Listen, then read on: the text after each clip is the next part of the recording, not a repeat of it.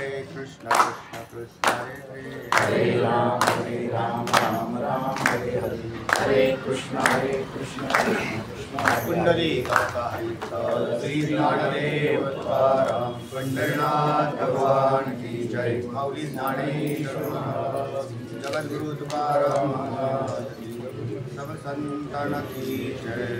नमा श्री शंकरानंद तुकाराम ब्रह्मणे कर्मणे कुंडली श्री ज्ञानदेव तुकाराम पंढरीनाथ भगवान की जय। माऊली ज्ञानेश्वर महाराज की जय। जगद्गुरु तुकाराम सब संतान की जय। राऊत साहेब सांगतात का? सांगा 4 अक्षर केलाय. कोणता श्लोक होता आपला? 12वा श्लोक. श्लोक उच्चार. नाडं निद्रालया सर्वे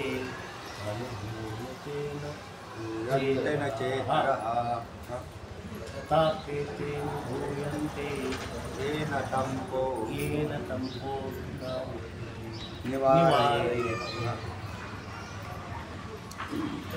बाढम बरे आहे. काय खरे आहे?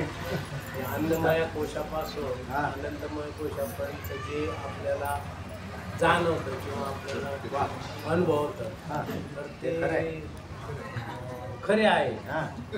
पण म्हणजे अन्नमयादी कोश, अन्नमय वरचा कोश आणि खालचा कोश सगळ्यात आनंदमय कोश. या 5ही कोश आपल्याला जाणवतात, हे खरं आहे. याच्यानंतर पूर्वपक्ष म्हणतो त्याच्या खाली काहीच नाही आहे. 5 कोश आहेत तर ते विषय होतात, आपल्या बुद्धिवृत्तीला त्यांचा विषय होतो आणि अनुभवही येतो. आपल्याला त्याचा प्रत्यक्ष अनुभव येताना दिसतो. अन्नमय कोशाचा तर स्थूल प्रत्यक्ष प्रमाणानेच विषय होतो आणि त्याच्यानंतर खाली प्राणमय, मनोमय, विज्ञानमय यांचा अनुभव येतो. आनंदमयाचाही अनुभव येतो. कधी येतो? आनंद अवस्थेत, निद्रादयापर्यंत त्या आनंदमय कोशाचाही अनुभव निद्रेमध्ये येताना दिसतो आहे. तर हे 5 कोश 3 देहाच्या अंतर्गत 5 कोश असतात.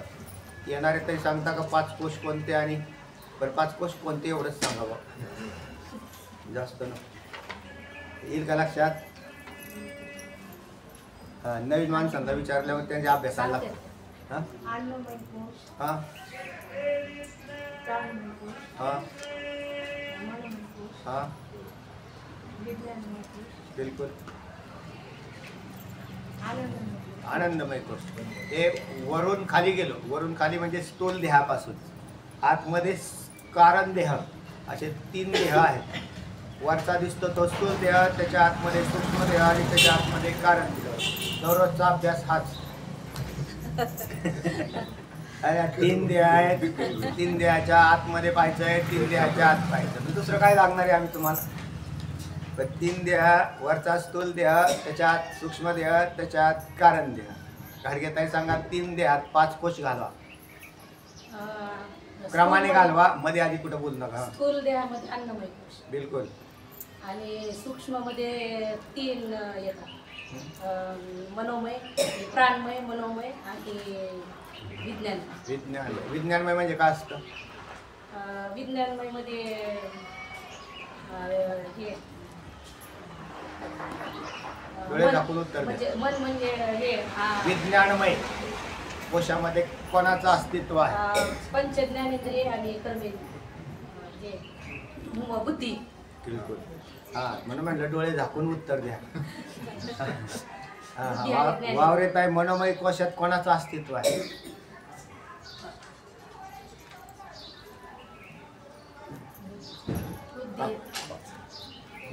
त्याच्यात त्या नावावर सगळं काय अवलंबून आहे. काय बुद्धी डोकं लावायचं? मनोमय कोशात कोणाचं अस्तित्व आहे? ज्ञानेंद्रिय आणि मग त्याचं नाव मन. आणि इथं विज्ञान या पदाचा अर्थ बुद्धी. म्हणजे लक्षात ठेवायला किती सोपं आहे. काय पण डोकं लावायचंच नाही. नुसतं असं समोर आला विज्ञान. विज्ञान म्हणजे बुद्धी अधिक 5 ज्ञानेंद्रिय टाकून दे. आता प्राणमय कोशामध्ये कोणाचं अस्तित्व आहे? काय काय सांगता का? मागच्या दुसरी मावशी सांगता का? प्राण आणि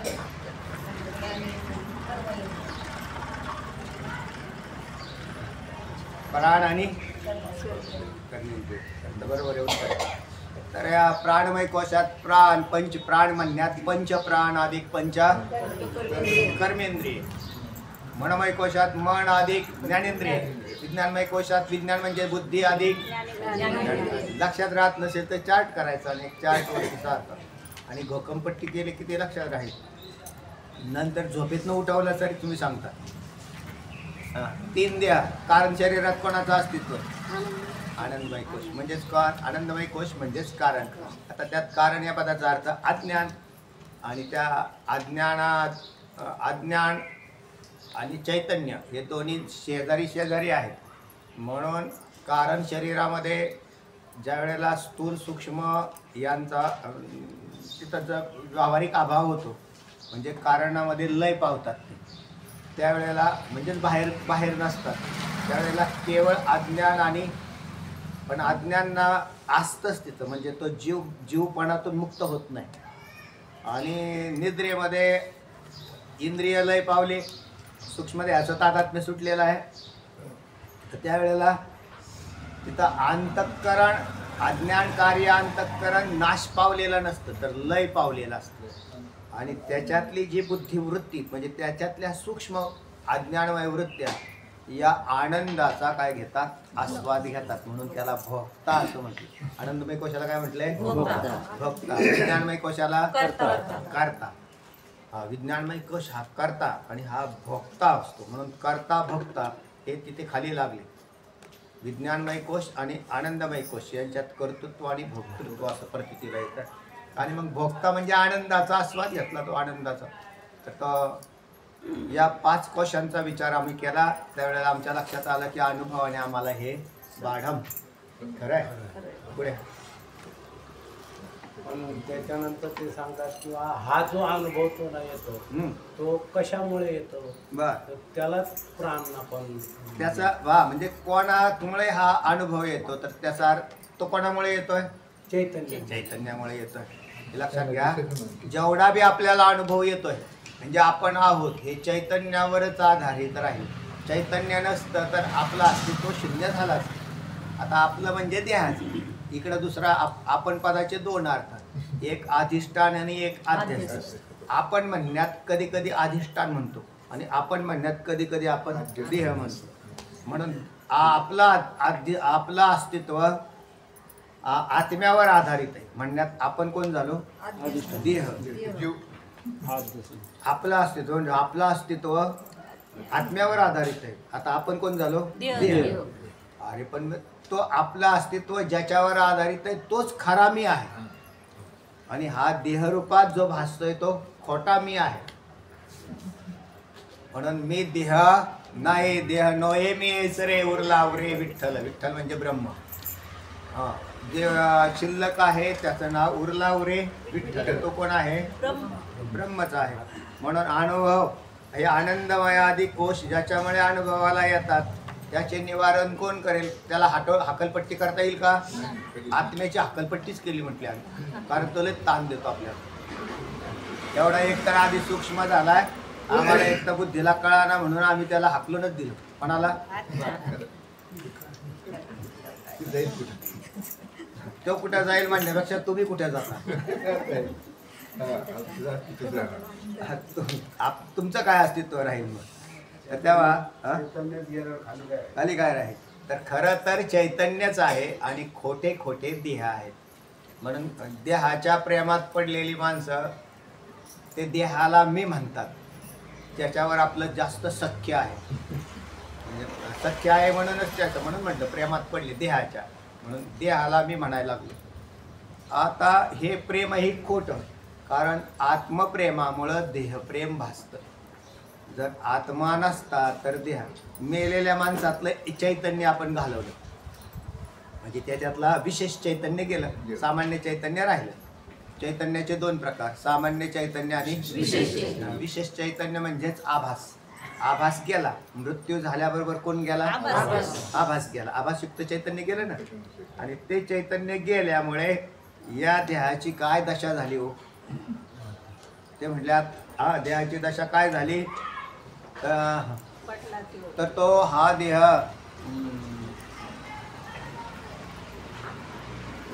त्या याच्यामध्ये अनुमान प्रमाणाच्या विषयात सांगितलं.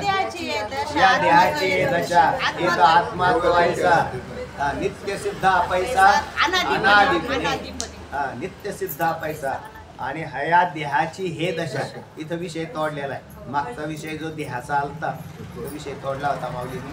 आणि देहाची हे दशा म्हणजे देह कसा आहे? नश्वर नाशवंत उत्पत्ती नाशवान असा. पण ज्याचे हे उत्पत्ती नाश या चैतन्यावरच आधारित, म्हणजे चैतन्यामुळे उत्पत्ती नाश होताना दिसतात. आपला जन्म तरी या चैतन्यावर आधारित आहे. म्हणून चैतन्य एकदा जर कळालं तुम्हाला सामान्य विशेष कसं आहे, ते विशेष रूपाने मी चैतन्य कसा आहे, सामान्य रूपाने मी कसा आहे आणि खरा मी कसा आहे, सत्सामान्य स्वरूप कसा आहे, असं कळालं. मग ते या देहांचा हा कार्यभाग संपुष्टात येऊन जाईल. म्हणजे परमार्थ संपला असं म्हणावं. परत तुम्हाला कुठेच परमार्थ करायची गरज नाही. म्हणजे पुढचा, कारण जन्म घेतल्यावर तुम्हाला काय करावं लागेल? पर्यायच नाही त्याला. जन्म घेतला की गळ्यात माळी घालावेच लागते. म्हणजे माळ न घालण्यासाठी काय करावं लागेल? जो गुणवान नाही त्याच्याकडे जावं लागेल. आता आपण कसे येतो गुणवान म्हणून आपण गळ्यात माळ घालतो. मग त्याच्यातून बाहेर कसं पडता येईल? काही नाही. तत्स्वरूप बांधला की तत्स्वरूप बनायचं आहे का आहेच? आयताच आहे. पण तुम्ही मान्यता नाही देऊ राहिले. कशाला?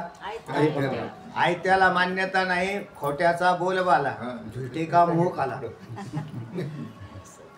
झुटे का मुंह काला. आणि सहज त्या खोट्याचा एवढा सत्य गेले भोळ्यावर अविद्येची चालीत तुकोबराय म्हणतात. आभास हा विशेष. आभास विशेष. सामान्य चैतन्य कुटस्थ साक्षी हे सामान्य. अधिष्ठान सामान्य. अध्यस्त विकारी असलेला आभास काय? विशेष. आणि चैतन्य कसं आहे? सामान्य. सामान्य विकारी नसतं आणि विशेष विकारी असतं. जसं आपण कोण म्हणजे कलेक्टर श्रेष्ठ आहे का मनुष्य श्रेष्ठ आहे? कोण जातं आणि कोण राहतं? मनुष्यत्व राहतं. कलेक्टर जातं. ज्या वेळेला कलेक्टर झाला नव्हता तोपर्यंत तो मनुष्य होता. आणि कलेक्टर वरून पाय उतार होता ना. 58 रिटायर झाले. आता तुम्ही कोण म्हटले? म्हणजे कलेक्टर. रिटायर लाव पुढे लिहायचं शब्द. कलेक्टर नाही. आता तुमची ऑर्डर चालणार नाही. तर त्याचं कारण म्हणून विशेष कोण आहे? कलेक्टर. आणि सामान्य कोण आहे? मनुष्य आहे. तसाच त्याच प्रकाराने चैतन्य एक सामान्य आहे आणि एक विशेष चैतन्य आहे. जीव दशेला आलेलं चैतन्य विशेष आणि जीव दशा रहित चैतन्य. तुम्ही कोण आहेत? सामान्य आहात का विशेष? सामान्य आहोत पण आम्ही विशेष. आता विशेष आहेत का आता सामान्य? आता सामान्य बी आहेत आणि दोन्हींचा मिलाप झाला. सामान्य अधिक विशेष बरोबर. हे लक्षण कसं केलं तुम्ही? अंतःकरण साभासयुक्त अंतःकरण अधिक साक्षी चैतन्य इज इक्वल टू जीव. हे लक्षण केलं का नाही आपण? आता झालं ना आपलं. आता त्याच्यातलं मी फक्त अंतःकरण बाजूला काढलं म्हणून तुम्ही म्हणले तुम्ही सामान्य आहेत का विशेष आहेत? दोन्ही सामान्य आहे आणि विशेष आहे. आणि मग ज्या वेळेला मोक्ष होतो त्यावेळेला जीव सामान्य राहतो का विशेष? सामान्य. आणि विशेष का उडालं? ते नष्ट मिथ्या होतं. आभासिक होतं. विकारी होतं. विशेष उडण्याला कारणीभूत अंतःकरण उडालं. लक्षात आलं का? उपाधी घेतली तिने अंतःकरण. प्रतिबिंब का नाश पावलं? आरसा फुटला. बुद्धिभेदाचा आरसा पडला विरेशा. तो प्रतिमुख भाषा मुकला की माऊली म्हणतात तसा बुद्धिभेदाचा आरशातला प्रतिबिंब का गेलं? आरसा फुटला म्हणून. मग प्रतिबिंब गेल्यामुळे रडायचं कारण नाही. कारण बिंब तर आहे. बिंब नित्य सिद्ध आहे. म्हणून आत्मा नित्य सिद्ध आहे. माझं काही जातही नाही आणि माझं काही येतही नाही. मी आगंतुकपणे अविद्येच्या संसर्गामुळे या जन्माला आलेलो आहे अशी आपण संगती लावायची बा, दुसरं काय करणार आहे. हा, या मोहजाळ्यामध्ये का पडलो काय असा, तर ते म्हणले काय नाही, संबंध संसर्ग कोणाचा, अविद्येचा संसर्ग झाला आणि जीवदशेला आलो म्हणजे आम्हाला निघून जायचंय, अविद्येला टाका. कशी काय टाका, ब्रह्मज्ञान उत्पन्न करा म्हणजे अविद्येला काढी लागत. अविद्याला त्याशिवाय जळत नाही. किती बी पूजा केल्या तरी अविद्या जात नाही, किती वाऱ्या केल्या तरी अविद्या जात नाही, किती नारळ फोडले उदबत्त्या वाहिल्या तरी अविद्या जात नाही, किती शेंद्र लावली तरी काहीच होणार नाही. हा मग तो जीवनदशेत आहे, तो जीवदशेत आहे. अर्थात हे सगळं जीवदशेतले लोक जोपर्यंत जात नाही, ज्या माणसाची श्रवणात प्रवृत्ती नाही त्या माणसाने हे सगळं करावं. कुणी करावं? ज्या माणसाची श्रवणात प्रवृत्ती नाही त्या माणसाने हे काम करावी. जो श्रवणाला येऊन बसला त्याने याच्यामध्ये जास्त वेळ घालू किंवा श्रवण सोडून या बाकीच्या गोष्टी नाही करायच्या. मग तो श्रवणामध्येच, कारण त्याला अंतरंग साधनात टाकलं. श्रवणा कशात टाकलं? तीर्थावर ही गोष्टी काय आहेत? बहिरंग साधना. त्याचा धिक्कार नाही केला, पण तो कोणासाठी त्याचा अधिकारी ठरवलेला. बोला. अंतकरण नष्ट होतं त्यावेळेस फक्त आत्मा होता. हां ओके. हां आता ब्रह्मज्ञानी माणूस हां व्यक्ती जे आहे, हां ओके, त्याचं अंतकरण काय झालं बघ? हा सांगता बरोबर. अंतःकरण त्याचे दोन गोष्टी आहेत.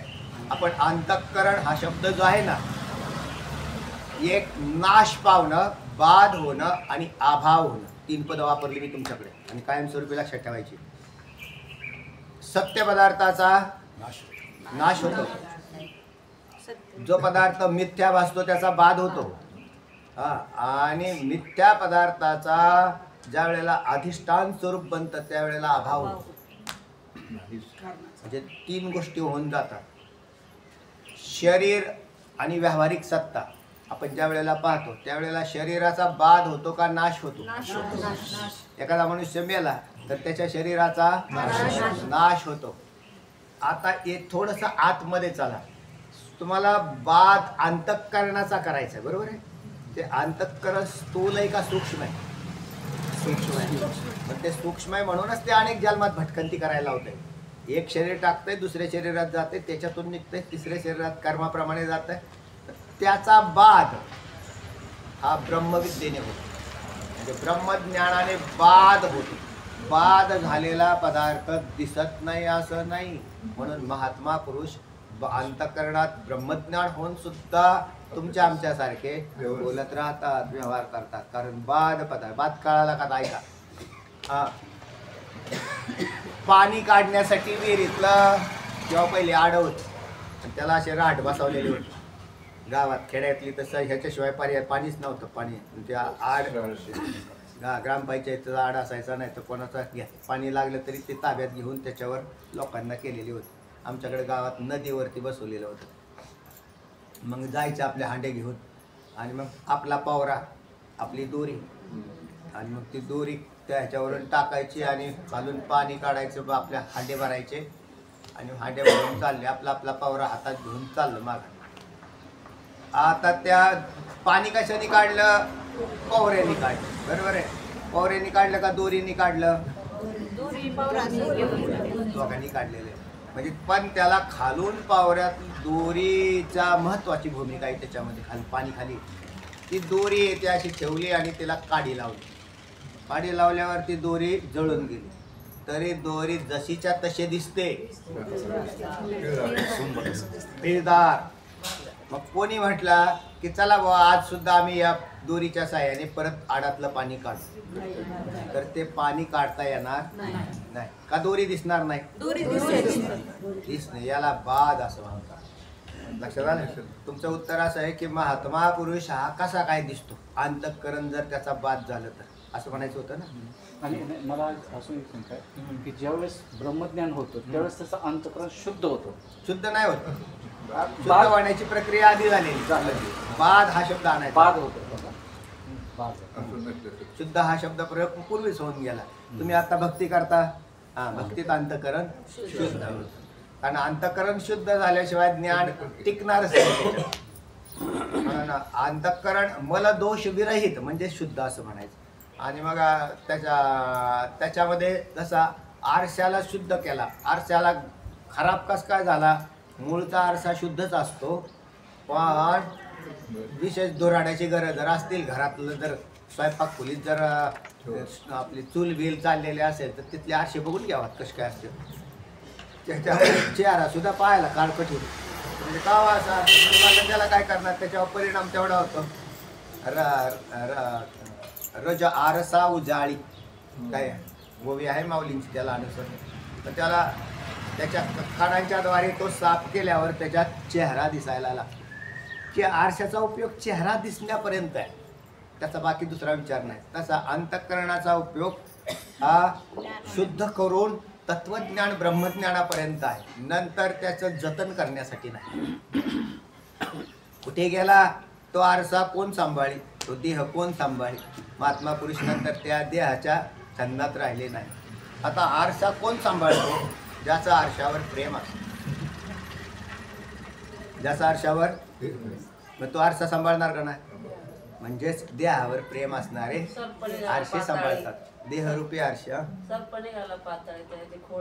त्याची खोण आहे, कोण सांभाळ्या अशी विवळी आहे. चला सांगा, तुमचा अनुवाद लईच लांबत चालला हो. पुढे पुढे त्यांनी असं सांगितलेलं आहे की ज्याचा अनुभव होतो आणि ज्याला अनुभव होतो म्हणजे अनुभव घेणारा आणि अनुभव्य वस्तू हे वेगवेगळे असतात असा नियम आहे. आता मध्ये बरंच राहिले काहीतरी सांगा बरोबर. आता तुम्ही पटापटा. निद्रानंद या शब्दानेच आनंदमय असं कौशल मांडलेलं आहे. आनंदमय कौशला निद्रानंद म्हटलेलं आहे. आणि ज्याचा कधी प्रत्यय येत नाही तो आहे असं म्हणणं हेही त्याचं खोटं नाही आहे. आणि आनंदमय कोश पाचही अनुभव सिद्ध आहेत, परंतु अन्य कोणी आत्मा असेल असं म्हणणं सुद्धा त्यांना धाडस होत नाही. कारण त्याचं असं आहे, जे एखाद्याला मिथ्या पदार्थ खाण्याची सवय लागली तर त्याला डोक्यात तेच राहतं काय, त्याच्या डोक्यात आपल्या डोक्यात तेच राहिलेलं. आपल्याला काय झाली, जगत पाहिजे सवय झाली, त्यामुळे आपल्याला त्याच्यावर ताबा सोडायला कसे माणसं सोपं. अहो कोणाची एखाद्याची वाटी जरी दुसऱ्याकडे भाजी घालून गेली तरी सुद्धा ती वाटी परत माघारी येत नाही लोक, कारण तिला सवय लागते. कोणाला, वाटीला कशाची सवय. आपल्यालाच लागते आपली म्हणून घ्यायची. हा त्याच्या म्हणजे आमचीच आहे, आमचीच आहे म्हणजे ते आमचीच आहे. ते दुसऱ्याने दिली त्याला देऊन टाका. तसा या जगाशी आमचा संबंध फार दिवसापासून आला, या शरीरांशी संबंध आला. त्या म्हणजे आता जगा देहातून बाहेर निघा आमचं आहे. म्हणजे एवढं भांडण कशासाठी चाललंय, बाहेर निघत नाही याच्यासाठीच भांडण चाललेलं.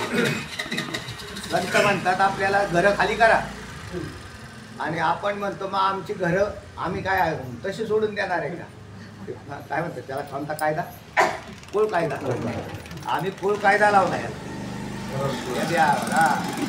आणि संतांनी सोडून दिली. सहजतेने त्याग करून निघून गेले. कारण अजून एक आहे, का त्याग न काय करायला, जर खोटा आहे हे कळाल्यावर बी त्याग करत नसेल तर त्याच्यासारखा मूर्ख तोच. आता शास्त्राने आपले डोळे उघडून दिले, तुम्हाला सांगितलं हे खोटे आहे, मिथ्या आहे, जगत मिथ्या आहे, ब्रह्म सत्य आहे, जीव परमात्मा आहे. हे शास्त्राने सांगितल्यावर श्रद्धा नको का ठेवायला, संतांच्यावर श्रद्धा नको का ठेवायला, शास्त्रावर नको का. दुसरं कोण कल्याण करेल बरं हे. बरं नाही तर मग जीव दशा कंटिन्यू आहे, एक सारखे पुढचे देह चालू आहेत, एक सारखे चालू आहेत. नाही श्रद्धा ठेवली पुढच्या जन्माचा, श्रद्धा ठेवली संतांच्या वाक्यावर श्रद्धा ठेवली सुटून जात. शास्त्रावर श्रद्धा ठेवली तात्काळ सुटला. डोक्यात तर्कच नाही करायची काहीच. का बरं, सत्य सांगतो. आनंदास्वरूप स्वामींनी डॉक्टर जाधव सांगितलं होतं या तारखेला तुम्ही दवाखाना बंद करून यायचा. त्याच तारखेला ती दवाखाना बंद करून आळंदीला गेली. त्याला वैराग्य म्हणतात. म्हणजे असं आहे ते वैराग्य ज्या वेळेला उत्पन्न होतं त्याने त्याच दिवशी त्याग करावा असं शास्त्र म्हणतो. दुसरा दिवस नाही पाहायचा, दुसरा सेकंद नाही पाहायचा, त्याच दिवशी त्याच वेळेला तात्काळ त्याने लगेच उठायचं. ते म्हणले आता आलाय वैराग्य, पण पाहू अजून 2-4 दिवस. तू जर 2-4 दिवस काय 4 तास टिकणार नाही. तर शास्त्रात असं म्हटलं जेव्हा कधी वैराग्य त्याच दिवशी आमचं तर हे नाही का ते नित्यानंद स्वामी, हां आपले तिकडे नव्हते का आले, पिंपळगावला आलते ते, हां नित्यानंद हां इंजिनियर व्हायचं मुलगा. आता ते त्याच्या आई वडील बरोबर वारले आणि आई वडील वारले तर ते आई वडिलांना सांगायचं मला संन्याशी व्हायचं. आई वडील म्हणायचे संन्यास होत असतात त्याला, तू एकुलता एक आम्हाला तू काय करायला पाहिजे, ते चालवायला पाहिजे आपली वंश परंपरागत, लग्न कर असं कर तसं कर. आणि तो म्हणायचा मला संन्याशी व्हायचं. आणि कोरोनात नेमकं आई वडील दोघंही वार, याला म्हणतात भगवत कृपा झाली. लोक म्हणतात काय ओ वाईट झालं, काय वाईट नाही झालं, ते तात्काळ तो लगेच निघून गेला आणि संन्याशी बनला. संन्यास प्रत्येक जीवाला घ्यावा लागतो लक्षात. पण म्हणजे हा भाग असा आहे की प्रत्येक जीव हा संन्याशी झाल्याशिवाय मुक्त होत नाही.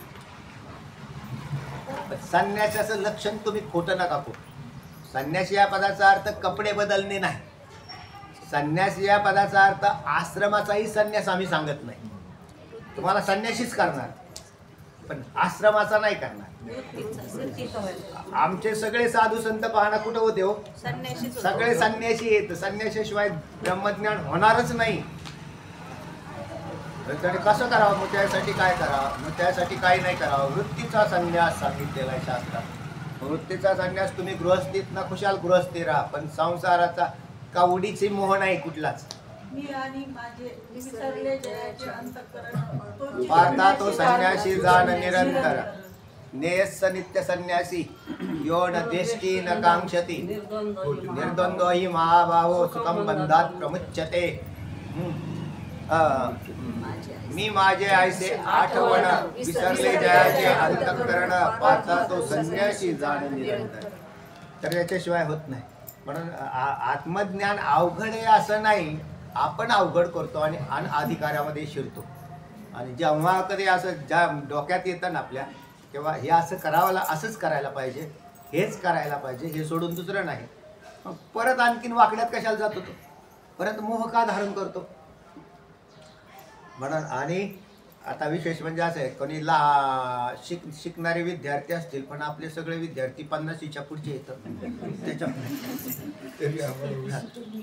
तर त्याच्यामुळे नाही, हे उलट चांगलं आहे बरं का. मी म्हणतो त्याचं कारण आहे तुम्ही मागचा सगळा अनुभव घेऊन पुढे आलेले आहेत आणि आता तुम्हाला आम्ही फक्त इतकंच सांगतो की ते टाकून द्या सगळं. बुद्धीतलं हे वाजा करून टाका. कारण एखाद्या तरुण मुलाने संन्यास घेऊन बुद्धीतलं टाकलं, हा त्याचा उंच अधिकार समजून घ्यावा. पण आमचा इथं तरी अधिकार पोचावा की काही वय जगल्यानंतर प्रपंच रचना सर्व भोगोनी त्यागेली, इतका तरी आमचा काय व्हायला पाहिजे. नाही तर मग तेच परसारखं द्याय तो विशांतूस संगस्ते उपजायते. असं जर केलं तर संगात संजायते काम, कामात क्रोधो विजायते, क्रोधात भवति सम्मोह, सम्मोहात स्मृतिविभ्रमात, स्मृतिभ्रंशात बुद्धिनाशो, बुद्धिनाशात. ही मालिका आपली चालू आहे.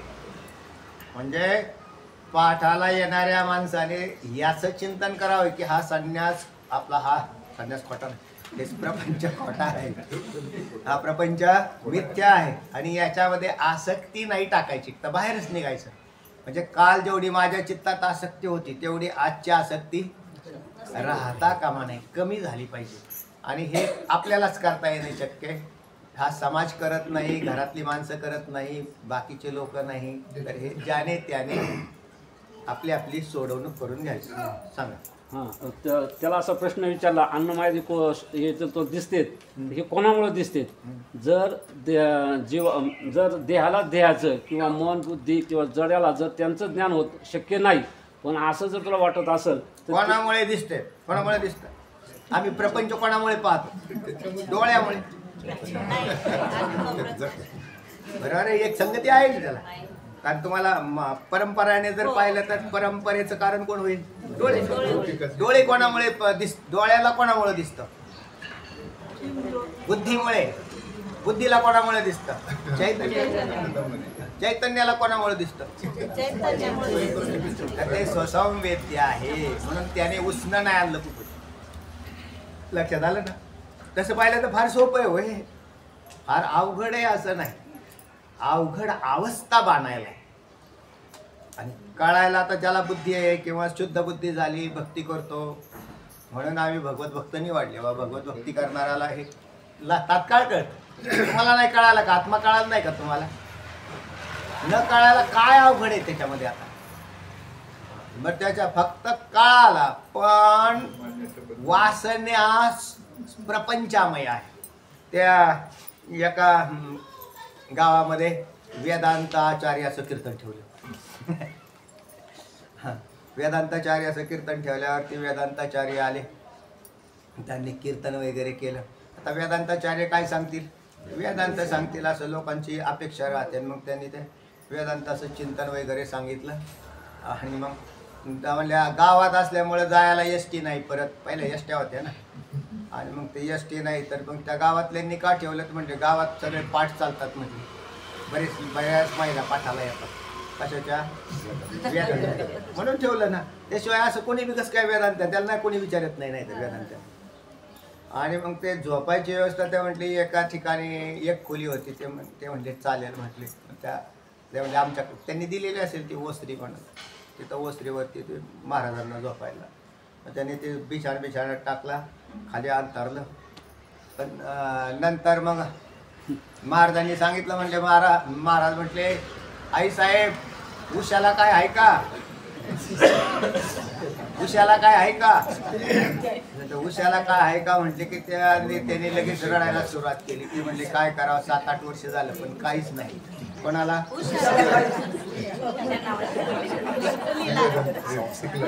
कोणाला काय नाही. ह्यांनी उशी पदाचा अर्थ काय? तर वेदांताचार्य ते काय म्हटलं, ऐकतात लोक पण वृत्ती हिथून बाहेर निघाली की उशाला काय आहे का हे कस काय काय करायचं, ह्याला काय उपाय? तर याला तदाकार वृत्ती ज्ञान सातत्याने आत्मचिंतनाची आवश्यकता आहे, नाहीतर अवघड आहे. ते कळतंय, ते फार अवघड नाही असं मला तर असं वाटतं. हे शास्त्र फार सोपं आहे. लोकांनी शास्त्र फार अवघड आहे. काय अवघड आहे याच्यात? फक्त निष्ठता पाळायची आणि तत्निष्ठ व्हायचं. आता त्याच्या पुढचा उपाय मी तुम्हाला सांगत राहतो नेहमी. त्यासाठी तरी काय करा, तर दररोज समाधी साधण्याचा अभ्यास चालू करा. म्हणजे दररोज पांडुरंगाचा फोटो समोर ठेवा आणि ध्यान धारणा करायला सुरुवात करा. त्याशिवाय तुमच्यात बदल होणार नाही. तुम्ही पुष्कळ ऐकला आता द्यायची. आणि मग त्याच्यानंतर कसं करायची, वृत्तीला अखंड धारा चालू होईल अशी टिकली पाहिजे. त्याच्यात दुसरे विचार आले नाही पाहिजे, मनात संकल्प उभे राहिले नाही पाहिजे. मग ते म्हणले किती दिवसात महाराज होईल हे? किती दिवसात नाही, तासात नाही. तर हे तुम्ही जोपर्यंत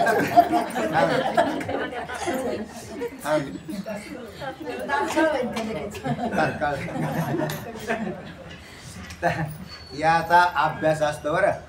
आणि अभ्यास करून करून तुम्हाला काय होईल, वृत्ती केंद्रित व्हायचा पहिला अभ्यास होईल. आणि नंतर त्या वृत्ती ज्या वेळेला ती वृत्ती तद्रूप होण्याचा अभ्यास बनेल ध्यानात, ते निधिध्यासनाचा अभ्यास चालू होईल. मग तुम्हाला हे आधीच ज्ञान तयार झालेलं ऐकलेलं आहे की मी देह नाही, तर मी देहविरहित पंचकोश रहित तिन्ही देहावरून भिन्न असा चैतन्य स्वरूप आत्मा आहे. त्याचं साक्षात दर्शन समाधी अवस्थेमध्ये व्हायला लागेल. तर हे पद्धतीचं आहे. म्हणजे तत्त्वज्ञान पोषक आहे याला, पण त्याचा मग अभ्यासाची आवश्यकता आहे. आता जितकं जास्तीत जास्त करत राहील तेवढं हळूहळू होईल. पण हे करावं लागेल, कारण त्याच्याशिवाय देहाचा भाव सुटणार नाही. मी देह आहे हा भाव निधिध्यासनाशिवाय जात नाही. श्रवणाने कळतं, प्रमाणा संभावना गेली, प्रमेया संभावना कशाने गेली, मननाने, आणि विपरीत भावना असं म्हणून आता आपल्याला काय आहे ज्याने त्यांनी शोधावं. तुम्हाला जर विपरीत भावना नसेल तर मग तुम्हाला काय अडचण नाही. देहाला जर मी म्हणत नाही, आणि मग देहाला मी म्हणणं म्हणजे द्यावा कधी द्या. काल सचिनचं पोट दुखायला लागला तर तो वाकडा तिकडं झाला तो पार तिथून जाऊन टाकला. अरे म्हणजे त्याला दुखतं हे मला माहिती तुझं, पण तू देहाच्या भाव त्याच ठिकाणी कॉन्सन्ट्रेशन कशाला करतो, कशाचं त्या ठिकाणी म्हणजे मग कसं काय तेव्हा असं एकदम दुखतंय एकदम दुखतंय तर ठीक आहे मला माहिती आहे दुःख कोणालाही दुःख न झाल्यावर काय होतं आता तुमचा गुडघा जर ठणकाय लागला तर त्याला दुखतं ते पण दुखता तरी सहन करायची क्षमता ज्याची उत्तुंग होते तर त्याला अडचण तयार होत नाही त्याचं दुखतं येते तर तो म्हणतो चाललंय दुखतं म्हणजे देहात त्रास होतोय मला कुठं होतोय तेव्हा त्रास कुठं होतोय मग आता हे मग ते मरायच्या वेळेला तर तुम्हाला त्रास होणार का नाही कारण तुम्हाला एकदा परीक्षा द्यायचीच आहे. काय अंतिम परीक्षा आहे ती एकदा द्यायची मग ती परीक्षा तुम्ही अगोदर का देत नाही किंवा प्रॅक्टिस तरी करा नका करू अभ्यास करत नाही पण प्रॅक्टिस करा कशाची परीक्षा द्यायची तो अभ्यास कोणीच करत नाही चला कारण ते करावं लागेल म्हणजे हा काय विनोदाचा भाग नाही माणसाचं थोडं काय झालं की त्याची ती वृत्ती लगेच चलायमान होते आता त्याचा चेहरा सुकला आता बघा ना तो कसा पाहतो तर हा सगळा भाग ज्याला कारणीभूत आहे काही नाही आता जर समजा शरीरात लईच बिघाड झाला तर तुमची वृत्ती अस्ताव्यस्त होणार आहेच याच्यात काही शंका नाही पण ज्याने अभ्यास केलेला आहे ना त्याची बऱ्याच अंशामध्ये वृत्ती काय राहील स्थिर राहायचा प्रयत्न होईल 100% नाही सांगू शकत पण होऊ शकतं याच्यामध्ये बराचसा आणि मग शेवटी आता प्रारब्ध तर कोणाचंच माहीत नाही काय आहे ते कोणाचा मृत्यू कसा आहे याच्याविषयी मरण नक्की आहे याच्यातलं मरण शरीराचं नक्की आहे तुमचं मरण नाही कारण तुम्ही मरणार नाही तुम्ही अमर आहात अमर आहात अमर आहात खरे की पहा खोटे हे न म्हणा देह माझा ऐसा मग भरवसा जड पदार्थांना अनुभव येणं शक्य नाही पण जर मात्र मला जड पदार्थांना अनुभव येतो तर पाषाणाधिकाचा सुद्धा सचेतनप्रमाणे अनुभव यायला पाहिजे बरोबर. तसा तर काय अनुभव येत नाही तर पाषाण कसा आहे जड आहे जो स्वतःलाही जाणत नाही आणि दुसऱ्याला जाणत नाही म्हणजेच ज्ञान रहित हीन असा आहे आम्ही आत्मा कशाला म्हणतो चित्ताला चित्त म्हणजे ज्ञान ज्ञान हा आत्मा आहे आता तुम्हाला त्याच्या ज्ञानामधले 2 भाग हे भौतिक ज्ञान आम्हाला जे वृत्तीजन्य ज्ञान येतंय तोही चैतन्याकडूनच येतंय पण ते उत्पन्न होतंय नाश पावतंय उत्पन्न होतंय नाश पावतंय म्हणून वृत्तीजन्य ज्ञान आत्मा नाही विज्ञानमय कोश आत्मा नाही ते उत्पन्न होतंय ज्ञान नाश पावतंय मग हे ज्ञान ज्या साठ्यामध्ये राहतं म्हणजे ज्याला जे निधान आहे तो आत्मा आहे जो सुखाचा निधान आहे सत्याचा निधान आहे आणि ज्ञानाचा निधान आहे तो आत्मा आहे म्हणून याला तसे मायेने बरेच उपकार केले आमच्यावर एवढं तरी आम्ही बोललो का नाही जर हे बोललो नसतं तर मग काय कळालं असतं तेव्हा म्हणून त्याच्यानंतरही परत परमचिंतन करायला लावलं की तो सच्चिदानंद आत्म्याचा तुम्ही अनुभवाने ज्ञान करा कारण तो विषय नाही म्हणजे अनुभव्य नाही तो अनुभूतीवान आहे विषयी म्हणजे अनुभूतित्व आहे अनुभाव्यत्व नाही आत्म्याच्या ठिकाणी काय नाही येणार आहे खालच्या ह्याच्या श्लोकामध्ये बी हा विषय चला अनुभव घेणारा आणि अनुभवाचा विषय हे वेगवेगळे वेगवेगळे असतात असतात. आता ही काय आहे भगवद्गीता बरोबर ही भगवद्गीता आहे हे विषयवंते म्हणजे हे हा पुस्तक म्हणा ग्रंथ म्हणा काय तर याला मी पाहतो म्हणून याचं मला विषय बनून ज्ञान होते हा पदार्थ काय झालेला आहे विषय बनलेला तसा आत्म्याला दाखवता नाही आलं का दाखवता आलं नाही तर त्याला कारणीभूत त्याच्यावरून भिन्न प्रमाता नाही आणि त्याच्यावरून भिन्न प्रमाही नाही तर तत्स्वरूप आहे म्हणून पुढच्या श्लोकात येईल हा विषय लागू नाही लगेच आता अन्नमय कोशापासून आनंदमय कोशापासून ज्याला अनुभव येतो ज्याच्या ठिकाणी प्रतीत होतो किंवा ज्याच्यामुळं हा प्रतीत होतो असा आत्मा मानणं तुम्हाला शक्य म्हणजे तुम्ही मानित नाही असं त्यांनी म्हटलेलं आहे हा त्याचं झालं आणि एवढं त्यांचं सारांश त्यांनी असं आहे म्हणून म्हटलं हे धाडस का करत नाही तर करावं लागेल संतांना मान्यता द्यावी लागेल बुद्धीला का हो तुकोबराय हुशार आहेत, माऊली ज्ञानोबराय हुशार आहेत, शंकराचार्य हुशार आहेत का आपण हुशार आहेत? आपण बुद्धी कोणाबरोबर तर स्पर्धा करू राहिलो? माऊली ज्ञानोबरायांच्या बरोबर स्पर्धा करू राहिले तुम्ही. ते तरी एक नंबर आहेत त्याच्यातले, आणि आम्ही त्यांना म्हणतो त्यांचं काय खरं आहे का? त्यांचं काय खरं म्हणजे तुझंच खरं आहे का? काय आपलं कौतुक आहे? तर त्या एवढी बी शरणागती केली ना, पण ती किरकोळ आणि जी जाणून केली अगदी का हे नाही. माऊली म्हणतात ते खरं आहे, खरं आहे बस. माऊलींनी सांगितलं विष प्या तरी मी विष पिईल, आणि माऊलींनी सांगितलं मला इतकी काय पाहिजे? निष्ठा आणि श्रद्धा पाहिजे. शास्त्र म्हणेल ते सांगावे, ते तर राज्यही तृण म्हणावे, जे घेववी ते न म्हणावे विषयी विरो. अशी जर निष्ठा झाली तस्मात शास्त्रम प्रमाणंते कार्याकार्य व्यवस्थित. तर तेव्हा अशा प्रकारे शास्त्रनिष्ठा सद्गुरुनिष्ठा ठेवली पाहिजे. सर्वांचा अनुभव घेणारा नित्य हा अनुभव आत्माचा आहे असून सांगितलं. हा सगळ्यांचा अनुभव घेणारा आत्माच आहे. जर माझ्या ठिकाणी आत्म्याचा अभाव असता तर मला जगातला कोणताच अनुभव आला नसता, तिन्ही शरीरांचा अनुभव आला नसता, पंचकोशाचा अनुभव आला नसता. आणि जो अनुभव मला आत्ता येतोय तो आत्म्यामुळेच येत आहे. झालं का? ऐका. स्वयमेवानुभूतित्वात् विद्यते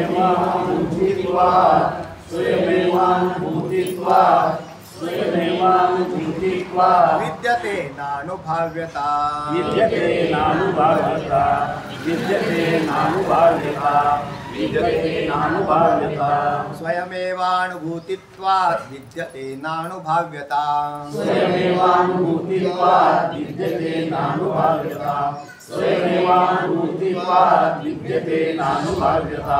स्वयमेवानुभूतित्वात् विद्यते नानुभाव्यता ज्ञातृज्ञानान्तराभावा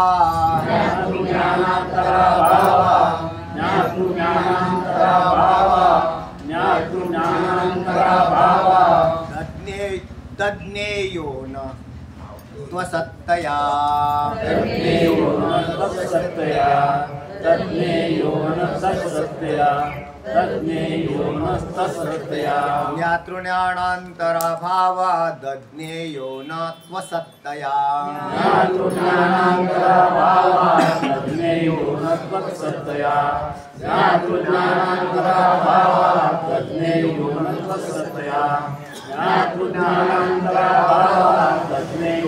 त्वसत्तया हरि.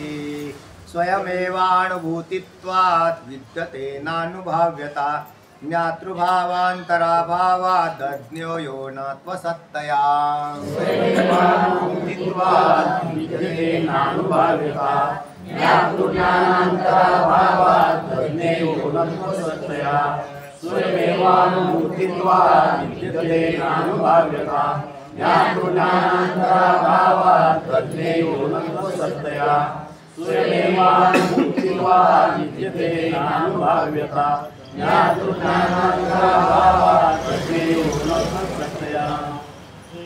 चला.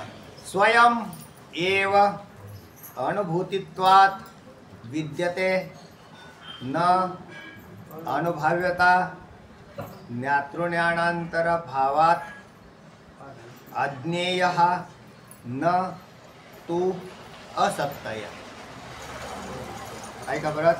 स्वयं एव अनुभूतित्वात् विद्यते न अनुभाव्यता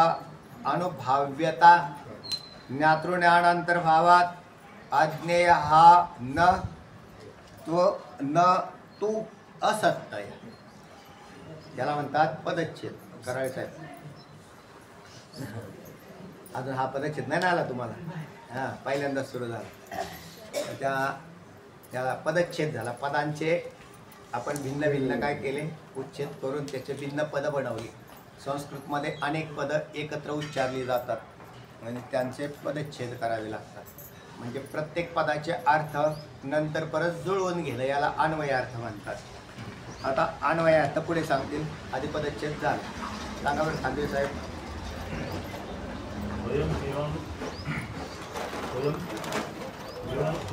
हां हां स्वयं स्वयं एव अनुभूतित्वात् विद्यते हा, न अनुभव्यता हा, ज्ञातृज्ञानांतराभाव भावात ज्ञातृज्ञानांतराभावात चा अ राहिला खाली आता. अज्ञेय हा अज्ञेय अज्ञेय योचा विसर्ग झाला. अज्ञेय हा हा. तो सत्य आहे. आता तो आहे शब्दाचा त्या जागा तू निघाला. तू शब्दाचा अर्थ आहे परंतु. तर तू आणि नंतर असत्तया असा शब्द झाला. तरी हा झाला पदच्छेद. आता आहे का अन्वयार्थात स्वयं एव अनुभूतित्वात. हा आत्मा स्वयं काय आहे? अनुभूतित्वात आहे. म्हणजे याचा अनुभवाने याचं ज्ञान होतं. म्हणजे याला विषयाने ज्ञान नाही होत. विषय करून नाही आत्म्याचं ज्ञान होत. विषयी भावाकडून नाही होत. तर अनुभूतित्व आहे. आत्म्याच्या ठिकाणी काय आहे? अनुभूतित्व म्हणजे त्याचा अनुभव. आता कोणाला मिळेल? एक पहा, ऐका बरं शांत चित्ताने ऐका. तुम्ही जर चैतन्य स्वरूप नसताच तर तो अनुभव तुम्हाला आलाच नसता. काय नसता? आलाच नसता. याचाच अर्थ तुम्ही ब्रह्म आहात. तुम्ही चैतन्य स्वरूप आत्मा आहात आणि हा अनुभव आम्हाला येतो. म्हणूनच मी चैतन्य स्वरूप आत्मा आहे. काय फार मोठी प्रक्रिया नाही. पण मला हा अनुभव येतोय. तुम्ही अनुभव घेता का? या जर ऐकणाऱ्या श्रवण करणाऱ्या विद्यार्थ्याला हा अनुभव नाही आला तर तुम्ही अजून खालच्या स्टेप्सला आहात. म्हणून याचा अनुभव तुम्हाला आला पाहिजे. त्या अनुभवा म्हणजे जर अनुभव का आला नाही असं म्हटलं, तुम्हाला तुमच्या देहाचा अनुभव येतो.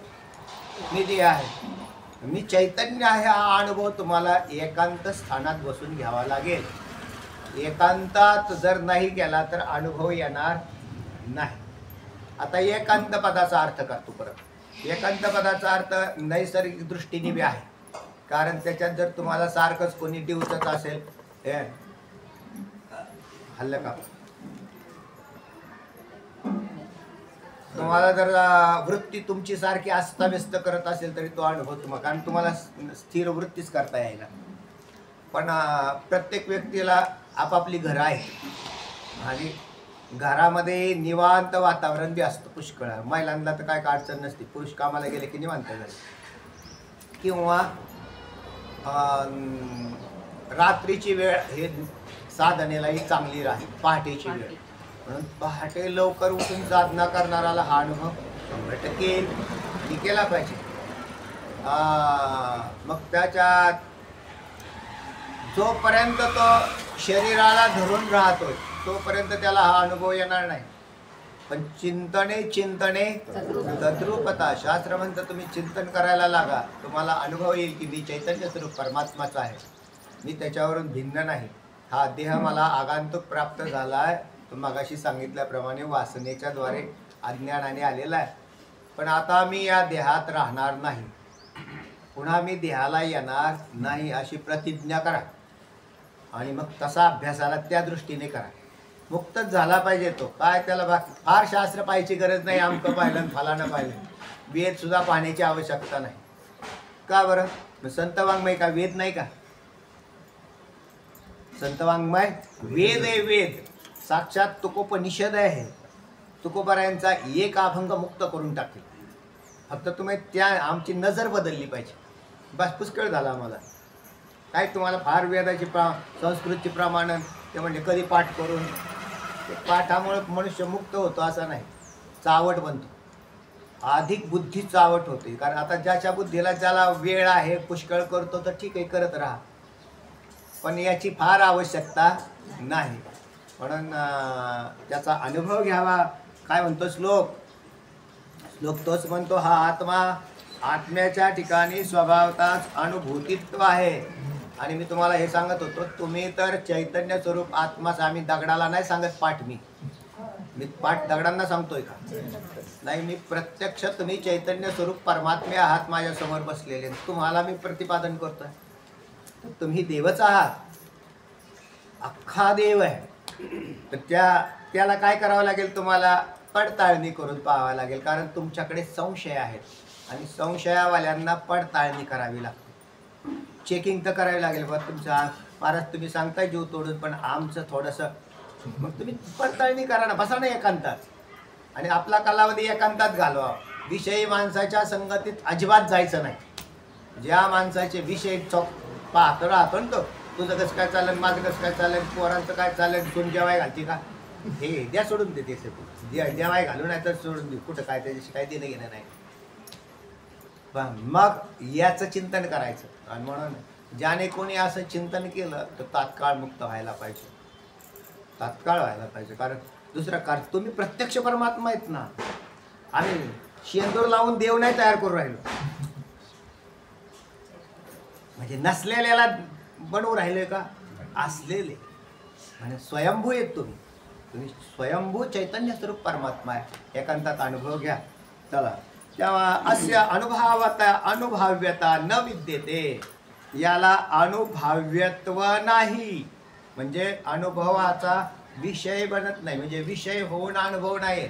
विषय होऊन अनुभवाला असता तर आम्ही कथन करून सांगितलं असतं तुम्हाला, आणि आम्ही ज्याचं कथन करून सांगितलं असतं तो आत्मा नसता, कारण तो विषय करून विषय होऊन बोलून आम्ही काय सांगितलं तुम्हाला, कथन करून सांगितलं. आता आम्ही या ग्रंथाचं वर्णन करून सांगितलं, म्हणून हा ग्रंथ आत्मा होणार. या जगातल्या सगळ्या पदार्थांचं वर्णन करून सांगितलं, म्हणून ते पदार्थ आत्मा होणार नाही. आता जिथे वाणीच कुंठित झाली, कारण तिथं विषय भाव तयार नाही झाला, तेही सांगतील का होतं असं. ऐका बरं, ज्ञातृज्ञानांतर भावात अयम अज्ञेय, फार सुंदर आहे, अति सुंदर शब्द आहे. तुमच्या डोक्यातली शंका सगळ्या खालून टाकेल की ज्ञातृ आणि ज्ञानांतर भावात अयम, अभावात शब्द निघतो, अयम अज्ञेय, हा अज्ञेय कशामुळे राहिला, तर याच्याशिवाय दुसरा ज्ञाता नाही आणि याच्याशिवाय दुसरं ज्ञान नाही, म्हणून हा अज्ञेय आहे. हा अज्ञेय काय आहे याचं उत्तर आलं. काय आहे याच्या, आत्मा हा ज्ञाता आहे, पण स्वयंभू ज्ञाता सोडून दुसरा ज्ञाता म्हणजे दुसरा द्रष्टा होत नाही.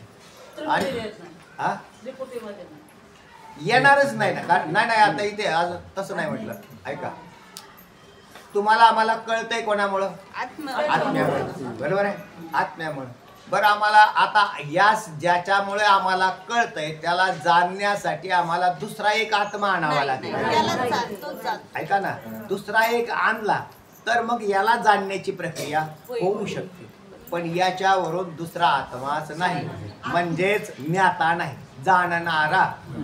आणि दुसरं ज्ञानही नाही, कारण ज्ञान हे ज्याचं स्वरूप आहे. याला समजा याला ज्ञेय करायचंय आम्हाला, त्या ज्ञानाला म्हणजे स्वरूपगत ज्ञानाला ज्ञेय करायचंय, तर दुसरं एक ज्ञान आणावं लागेल, पण दुसरं ज्ञान अस्तित्वातच नाही. नाही, इथला अर्थ बारकाईने पहा. काय म्हटलं मी म्हटलंय ते तुमच्या लक्षात आलेलं नाही, कारण तुमच्या कॉलला तुम्ही त्याच्यावरून सांगतो ते बी नाही. ऐका, परत ऐका. हा, म्हणून मी सांगतो त्याच्या पुढे तुम्ही बुद्धी चालू राहील. ऐका, आत्मा तुम्हाला आम्हाला कळतंय कशामुळं, परत आलो तिथंच. तर तेव्हा तुम्हाला आम्हाला कळतंय आत्म्यामुळं. आता तुम्हाला आम्हाला ज्याच्यामुळे कळतंय त्या आत्म्याला जाणण्यासाठी काय करावं लागेल, तर कल्पनाशक्ती वापरायची. आता मी वापरतो की या आत्म्यासारखा आम्ही एक दुसरा आत्मा आणला आणि त्या आत्म्याने याला जाणलं, तर असा आत्मा अस्तित्वात नाही, कारण अद्वय स्वरूप एकच आत्मा आहे, म्हणून कोणीही ज्ञाता अस्तित्वात नाही. आता तिसऱ्या त्रिपुटीतला तिसरा भाग ज्ञान. तर ज्ञान हेच आत्मा आहे आणि त्या ज्ञानाला जाणण्यासाठी नवीन ज्ञान आणलं, तर असं संभवनीय नाही. म्हणून व्यवहार्य ज्ञान जिथं आहे तो ज्ञाता, अन्यथा दुसरा कोणी नसून आत्माचा आहे. आणि जे ज्ञान या आत्म्यापासून उत्पन्न झालं ते सोडून दुसरं ज्ञान अस्तित्वातच नाही. म्हणून चैतन्य स्वरूपात त्रिपुटीचा अत्यंत अभाव आहे. कुठे चैतन्यात त्रिपुटीच नाही जाऊ शकत. आता व्यवहारात त्रिपुट्या लागल्या आणि त्या व्यवहारात त्रिपुट्यामध्ये सुद्धा सामान्य आत्म्याने काम केलं, कारण व्यावहारिक त्रिपुटी सुद्धा आत्म्याच्या प्रकाशानेच प्रकाशित झाली. मग जेव्हा कधी तुम्ही एकांत साधताल त्यावेळेला तुमच्या लक्षात येऊन जाईल की आता याच्यातल्या कुठल्याही म्हणून त्रिपुटीचा अत्यंत अभाव हे आत्मदर्शन करून देतो. ज्ञान कोणाला तुम्हाला ज्ञान किंवा अनुभव हा कोणाला होतो? तिथं तर काहीच नाही. त्रिपुटी नाही. अनुभव कोणाला होतो याच्यात अनुभव घेणारा जर जोपर्यंत वेगळा आहे तोपर्यंत अनुभव होत नाही. लक्षात घ्या. अनुभव घेणारा हा जोपर्यंत वेगळा आहे तोपर्यंत तो मायाकृत पदार्थाचा अनुभव घेतो आणि जेव्हा तो हा मायाकृत सगळे पदार्थ फेकून दिले, शेवटचा मायाकृत पदार्थ वृत्ती आहे आणि वृत्ती ही निवृत्त झाली, जन न दिसे तेथे किंवा सहज मी आंधळा गा निज निराकार पंथे, वृत्ती ही निवृत्त झाली, जन न दिसे तेथे सुखे मी निजलो गा शून्य सारोणी तेथे त्रिकूट शिखरी गा दान मिळे आहे. तर जोग साहेबांची शंका की मग कधी जाणलं जातं, तर जाणलं जात नाही.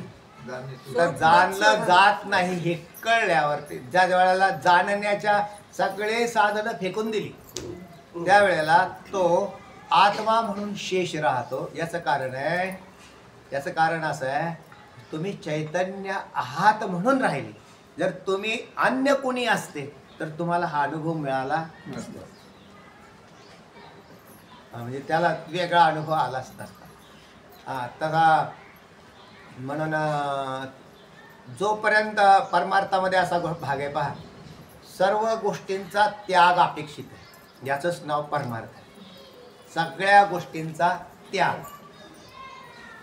कुठल्याच गोष्टीचा स्वीकार नाही, तर त्याला याचं नाव आहे तुम्ही योग्य डायरेक्शनने चाललेले. आणि तुम्ही जर काही स्वीकारत असताल तर त्याच्या स्वीकारण्याची प्रक्रिया चित्तात सांगितली, कारण स्वीकारण्याची प्रक्रिया कुठे आहे? चित्तामध्ये होते. म्हणून चित्तातून जो उदास झालेला आहे आणि कुठल्याच मायाकृत पदार्थाला स्पर्श करत नाही, पदार्थ तुमच्या जवळ असू द्या पण तुम्ही स्वीकारले का नाही स्वीकारले हा तुमच्या वृत्तीचाच विषय आहे. आणि त्याने त्याचा जर त्याग केलेला आहे तो म्हणजे वृत्तीतून त्याग आहे तो चैतन्याच्या जवळ आहे. आणि जो त्यागी नाही तर तो लोभी नक्कीच आहे आणि मग तो मायाकृत पदार्थाला चिकटलेला आहे. आणि मग चैतन्याची कितीही भाषा ऐकली तरी तो त्याच्या जवळ जायला तयार होणार नाही. चला वाचा. अहो पण त्या प्रसिद्ध कोशाहून आत्मा निराळा जर असता तर तो त्यांच्याप्रमाणे दिसला असता, पण तसा दुसरा कोणी आत्मा दिसत नाही. अवतरण वाचतायत त्या म्हणून तो नाहीत असे म्हणाल तर अवतरण, सांगतो. या श्लोकाच्या वरचं अवतरण, त्याला अवतरण म्हणतात. ते श्लोक समजणारच नाही. हा बरोबर आहे. ते तर या पंचकोशावरून कोणी असता वेगळा तर दिसला असता ना हो महाराज. आणि तुम्ही आम्हाला गांडावताय, आपल्या भाषेत म्हणलं तर तुम्ही आम्हाला खरं नाही सांगू राहिले का बरं? मग तो दिसला असता ना. अरे दिसेल भाऊ, थोडंसं प्रयत्न कर, कारण तुला हे सगळा जो अनुभव मिळाला तो कोणामुळे मिळाला? वाचा आता श्लोक. श्लोक सांगितलाय की स्वयमेवानुभूतित्वात् विद्यते नानुभव्यता नात्र ज्ञानांतराभावात नेयोनत्व सत्तया. अन्वयार्थ सांगितलाय की स्वयं एव अनुभूतित्वात् या आत्म्याला स्वभावताच अनुभूतित्व म्हणजे अनुभव रूपत्व दोन शब्द असल्यामुळे लक्षात ठेवा याच्यातले. अनुभूतित्व, अनुभूतित्व म्हणजे त्याला जाणणं आहे, त्याचं नाव अनुभूतित्व. कसं जाणलं? आत्म्याने आत्म्याला जाणलं, याला अनुभूतित्व म्हणतो. हे पण आलं. आता अनुभव्यत्व, अनुभव्यत्व आत्म्याच्या ठिकाणी नाही आणि अनुभूतित्व आत्म्याच्या ठिकाणी आहे. म्हणून एक आहे आणि एक नाही. काय नाही? अनुभव्यत्व नाही. अनुभव्यत्व कोणाच्या ठिकाणी आहे? बस कळाल तुम्हाला. विषयाच्या ठिकाणी अनुभव्यत्व आहे. आणि आत्मा अनुभवताय आपलं हे अनुभवता येणार आत्मा आत्म्याच्या ठिकाणी काय आहे? अनुभूतित्व. अनुभूतित्व. आता आत्म्याच्या ठिकाणी अनुभूतित्व तरी कसं आलं? ऐका परत आणखी. अनुभूतित्व कसं काय आलं? तर अनुभूतित्व आलं नाही, आम्ही काल्पनिक मानलेलं. कारण मी जाणलं हे जाणणारा शिल्लकच राहत नाही, म्हणून अनुभूतित्वही तसं नाही. तर मग कारण तो अनुभव सांगत नाही, पण आम्ही अनुभूतित्व असं म्हटलं की त्याचा अनुभव घेतला. त्याचा आम्ही काय घेतला? जसं सोपा दृष्टांत तुम्हाला सांग. तुम्हाला आम्ही साखर खायला देतो, बरोबर आहे? तुम्हाला साखर खाल्ल्यावरती तुम्हाला आम्ही विचारलं कशी लागली, तुम्ही काय सांगतात? अहो गोड लागली. गोड हे नाव काय झालं हो? गोड कशी? तर ती चव नाही सांगितली तुम्ही. आम्ही त्या सगळ्या लोकांना साखर खाता येते आणि सगळ्यांना त्याचा अनुभव आहे त्या गोडीचा, म्हणून त्याचं नाव आम्ही गोड ठेवलेलं. त्याचं आम्ही काय नाव ठेवलंय? नामकरण काय केले त्याचं? गोड असं केलेलं. म्हणजे गोड पदाचा अर्थ, जसं मी तुम्हाला लाडू खायला दिला. लाडू कसा आहे? हा? नाही, दोन्ही प्रकारचे लाडू आहेत. तिखट पण आहे आणि गोड पण आहे. कशाचा बनवलाय ते? तुम्ही कशाचा बनवला त्याच्यावर अवलंबून आहे ना. मिठाचा बनवलाय. लाडू म्हणजे की लोकांचं नाही गोड.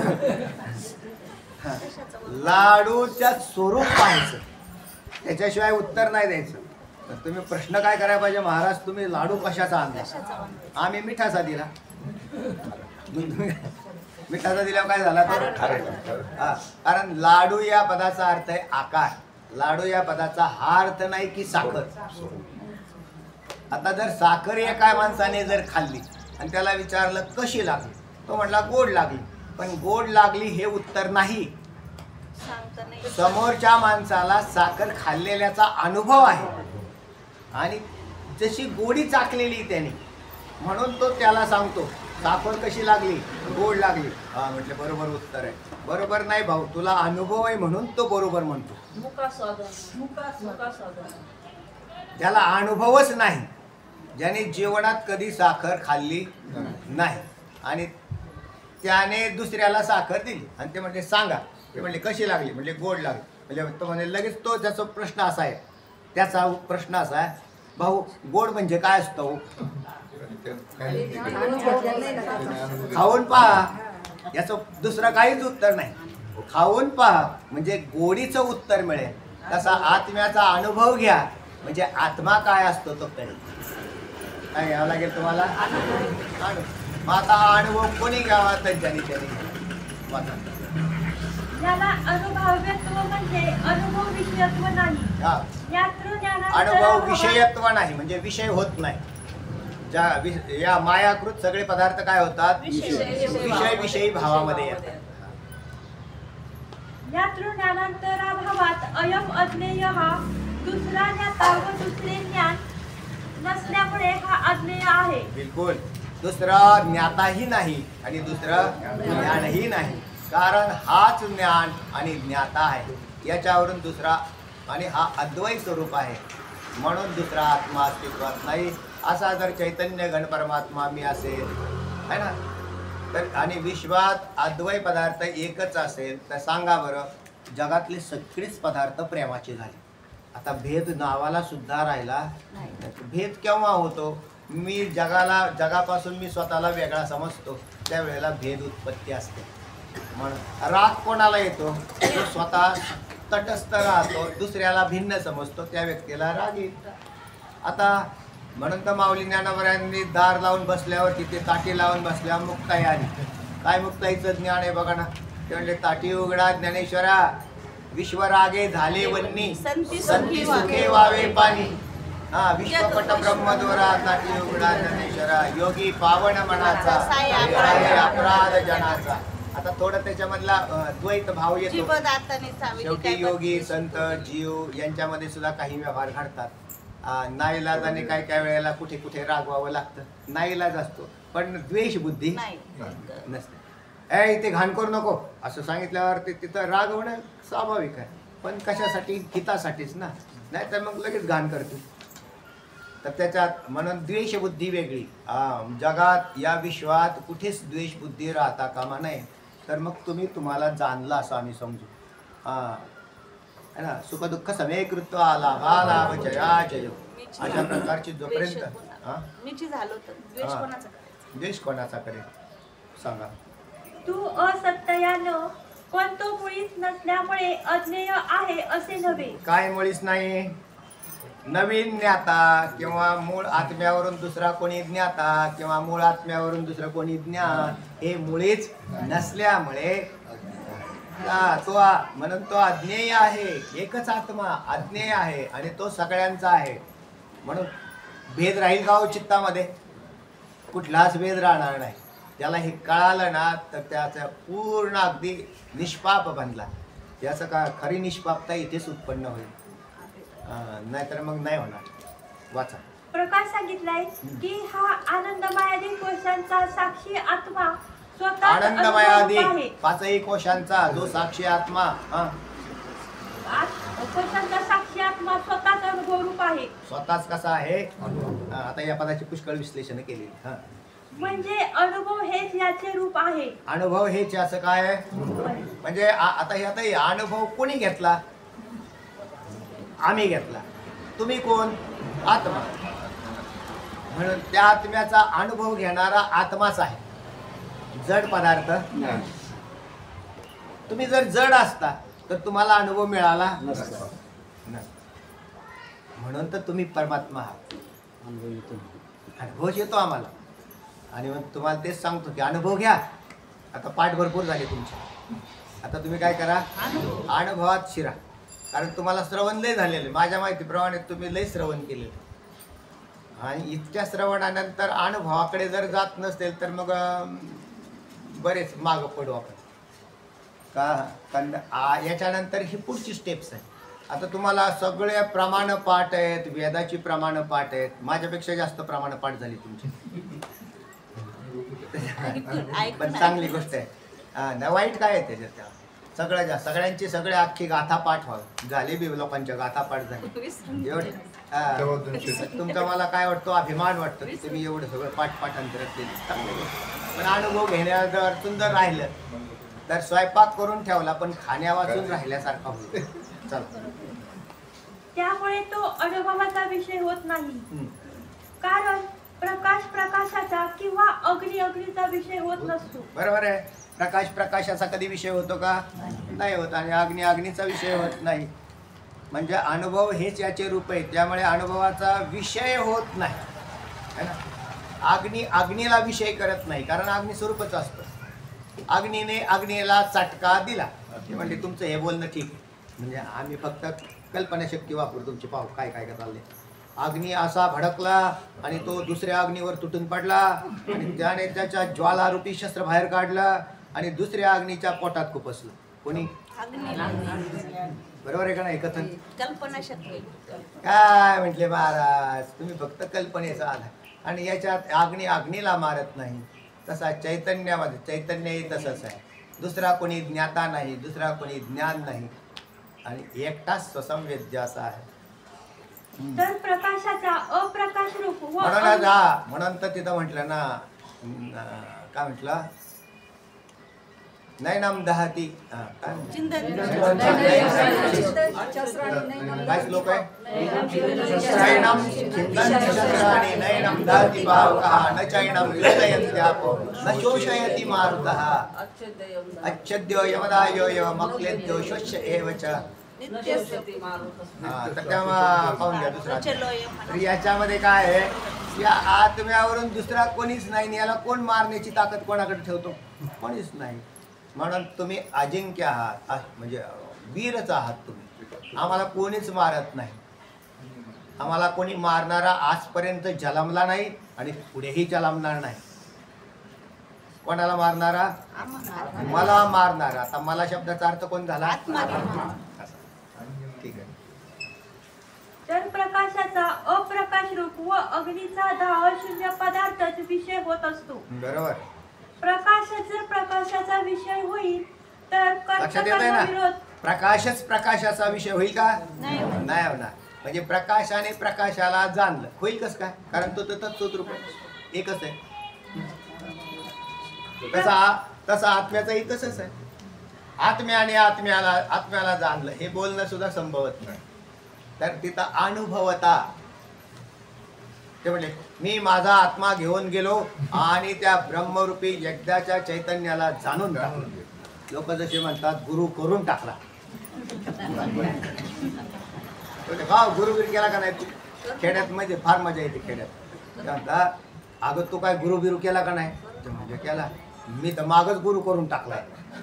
असं का? म्हणजे टाकून बी द्या. तसं ते तुम्ही म्हणतात तुम्ही आत्म्याला जाणलं का? म्हणजे मागच त्याला एकदाचा जाणून टाकला, आता परत ताणच नाही बा आपल्याला. तर याचा अर्थ की त्याने जाणलेला नाही. जो म्हणतो मी आत्म्याला जाणलेला आहे त्याने आत्म्याला जाणलेलं नसतं. कारण तो विषयी भावात येत. प्रकाशात जर प्रकाशाचा विषय होईल तर कर्म विरोध हा दोष येईल. कोणता दोष येईल? कर्म. म्हणजे आत्माश्रय क्रियेचा करता होत कर्म एक असतं. कर्म आणि कर्ता याच्यात भेद मानावा लागत असतो. त्याला म्हणतात कर्म. म्हणजे माझे मी आता 50 किलोमीटर आलो, पाय बी नाही दुखले का? मग पाय दुखत होते. कुठून दुखायला लागले?